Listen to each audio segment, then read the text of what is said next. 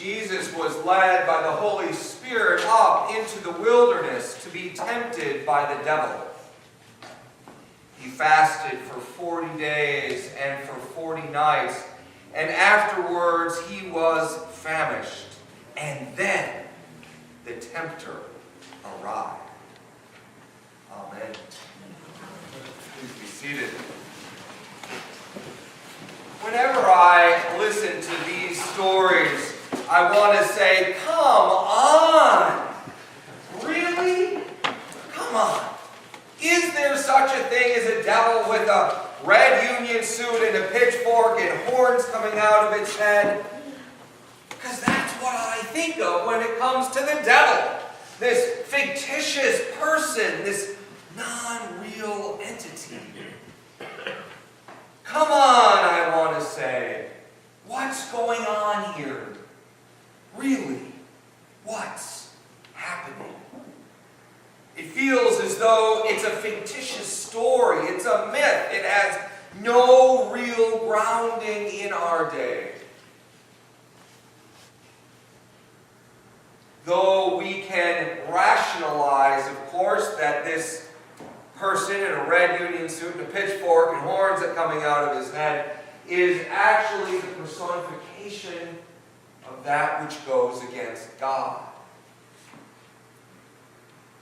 But it is easy to stay in that black and white way of faith and walk away.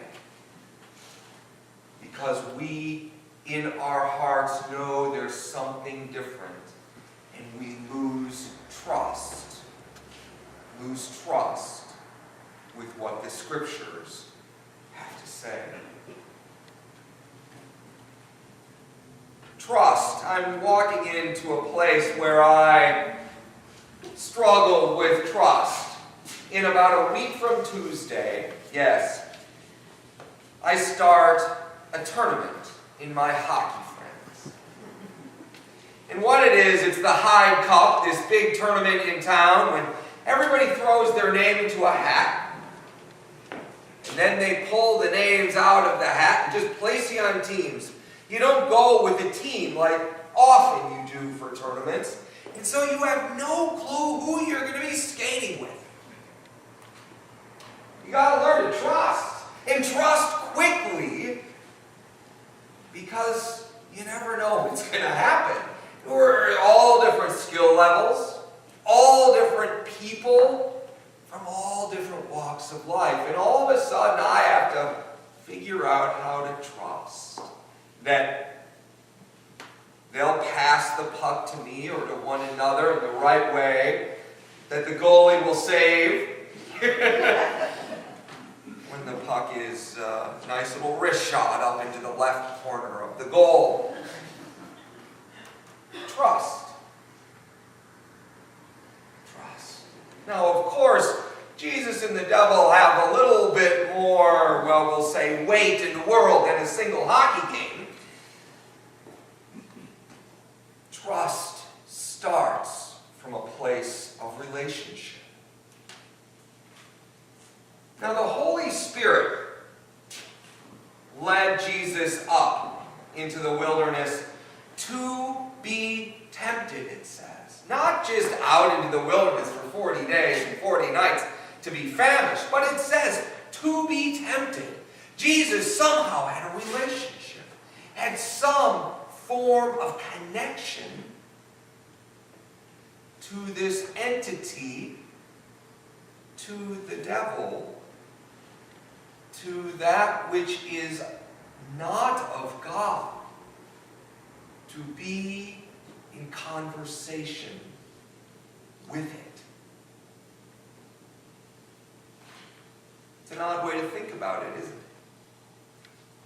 That Jesus had a relationship, a common ground on which to stand, and it is easy to think that we are the common ground. Our lives, our hopes, our dreams, our relationship with Jesus is the common ground. It is easy to push away that devil, but yet we can easily know that which is not of God.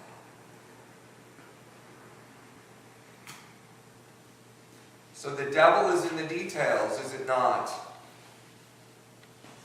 It is easy to see these scriptures in that black and white, that good, that bad, that right, that wrong, and walk away.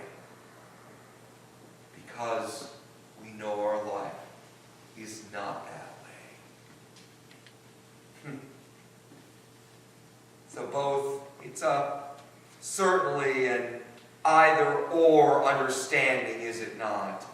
An either-or way of seeing the world around us. And Christian tradition has wanted us to think that way many times. And then it flips back to something a little bit more fully encompassing. And then it flips back to this either-or.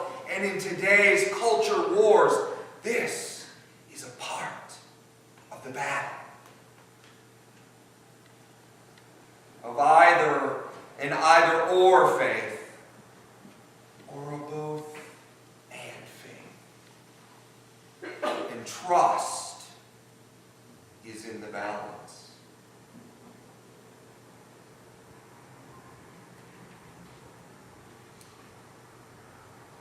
So what is that both and faith?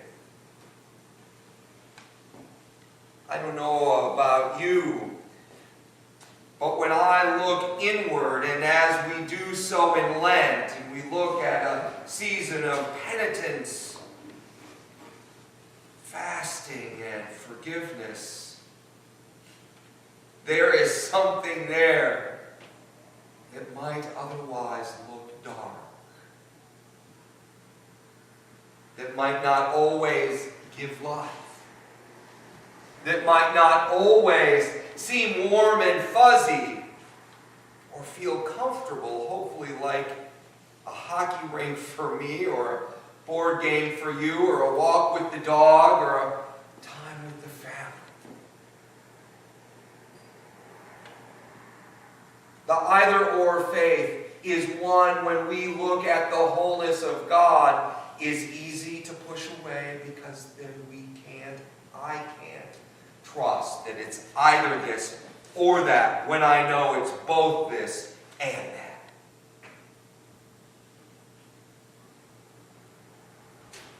The both and faith invites us to pick up our heads and see the wholeness of God.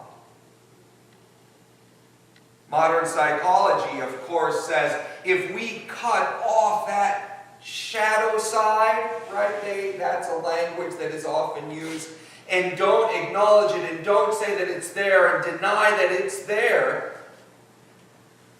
it most likely has the opportunity to overtake. But when we're willing to engage, when we're willing to hold, when we're willing to see the wholeness of God, the both and, we are able to live and follow the trusting life of God in Christ. One of the things that I've learned about playing hockey, and playing any sport for that matter, is I love to look for the pass and then look at the puck. And skate around like this, and I forget to look up, to see the fullness of God. It is the necessity to do both. It is the necessity to embrace our lives. Amen.